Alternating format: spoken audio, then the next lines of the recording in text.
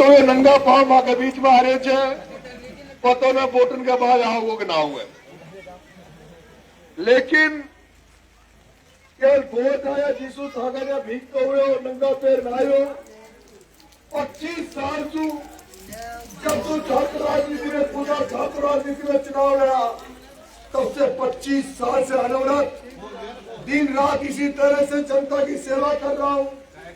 इसी तरह से राजस्थान की सड़कों पर निकलकर गरीब मजदूरों की सेवा करता हुआ आपका बेटा निकला है।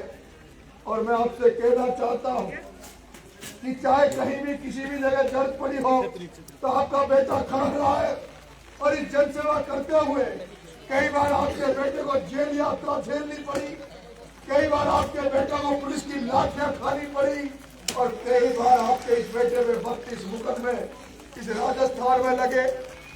एमएलए नहीं बना, एमपी नहीं बना, कोई पद नहीं मिला, लेकिन कष्ट बहुत झेले। आपने वो पिपलोदी का मामला भी देखा होगा, आपने वो जवाहरामगढ़ में बकरी चलाने वाले आदिवासी बच्चों को जो मारा वो मामला भी देखा होगा। आपने ये भी देखा होगा 2023 में आपका बेटा किसानों को फसल बीमा का पैसा दिलवाने के लिए 12 कलेक्टिव में भेज गया था।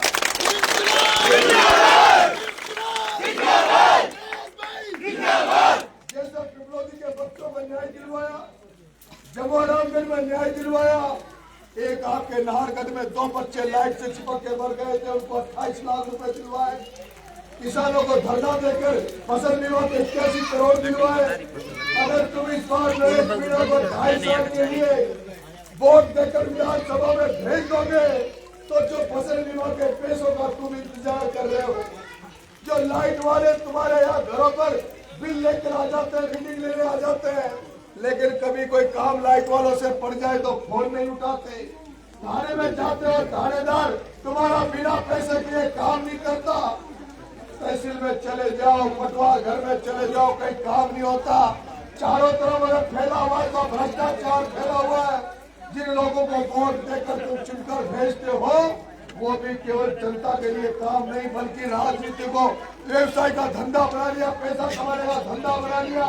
तुम्हारा बेटा तुमसे 2.5 साल के लिए वोट मांगने आया है। अगर तुमने इस बेटे को वोट के साथ साथ आस पास के एरिया में प्रचार करते हुए इसको विधानसभा भेज दिया तो आचार संहिता खत्म होने के बाद एक आंदोलन करूंगा और एक एक किसान को फसल बीमा का पैसा दिलवाने का काम करूंगा।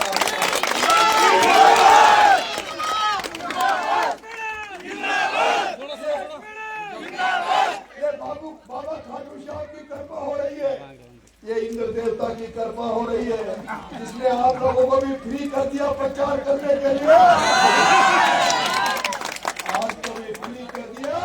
बाबा खाटू श्याम को लगा कि परमोजय भाई के तो 40 नेता प्रचार करने आ रहे हैं, बीजेपी के तो 40 नेता प्रचार करने आ रहे हैं और बाबा खाटू का भक्त नरेश अकेला प्रचार करने दौड़ रहा, इसलिए आपको भी बाबा खाटू ने फ्री कर दिया। आपको भी हम बर्दाश्त होकर फ्री हो गए, इसलिए मेरा प्रचार करने के लिए बारिश हो रही है।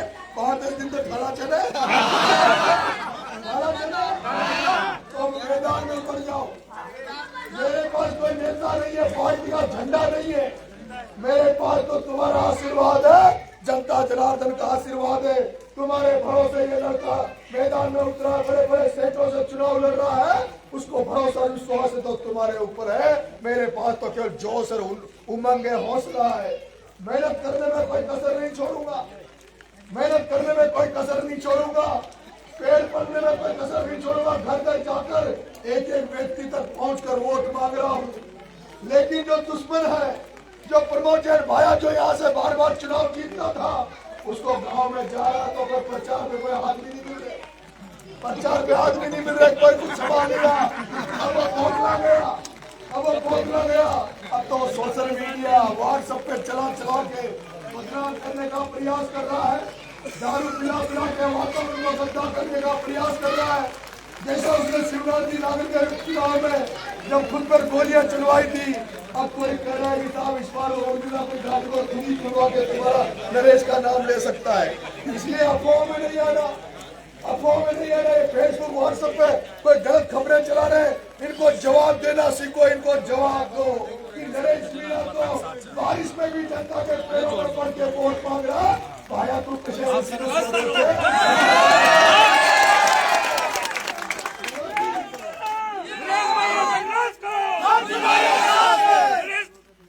क्योंकि भाइयों तो सेठ का घर में पैदा हुए थे, भाइयों तो लालो थे लालो, भाइयों तो सेठ का घर में पैदा हुए थे और ये थापो नरेश तो किसान का घर में पैदा हुए थे।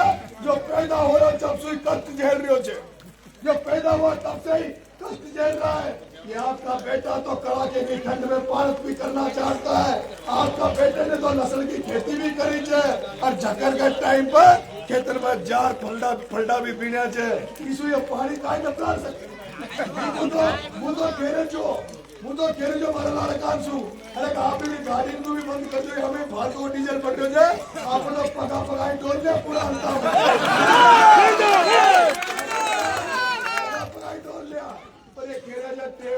भाई साहब पतोरत पूग पामा न पूगा, इसलिए अभी तो गाड़ी में डोल लिया।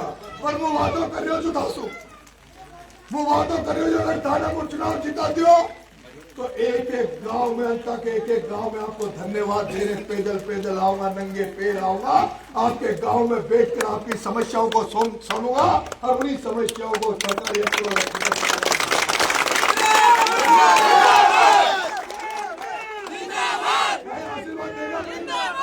मैं आशीर्वाद देगा।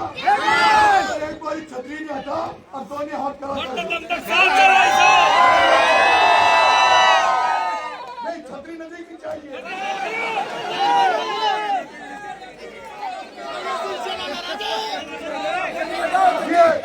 मेरी बात सुनो, बाबा छतरी हटा रहे हैं, बाबा खाटू श्याम बाबा खाटू श्याम इंद्र देवता फूलों की वर्षा आपके ऊपर कर रहा है, फूलों की वर्षा। ये बूंदों के रूप में नरेश को रात को बाबा खाटू श्याम का आशीर्वाद मिल रहा है। अब अपने बेटे को अगर हाथ खड़े करके समर्थन दो, पूरे गांव का समर्थन, पूरे गांव का समर्थन, एक भी वोट न छूटेगा।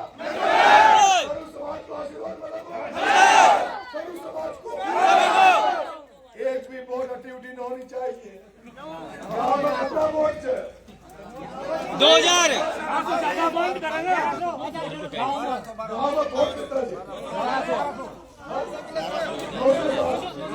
हमारी बात सुनो, भाई साहब कह रहे थे 960 वोट, ये भाई साहब कह रहे थे 907 से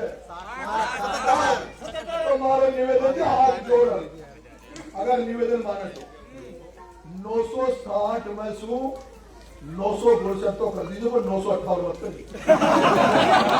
डाल देगा, डाल देगा। अच्छे 9 को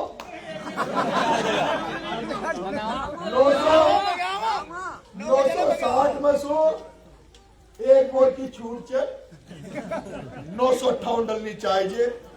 और उमर जब वो तेजा जी का जिलोदा की जब पेटी कटे ना और भाइयों बीजेपी वाला देखे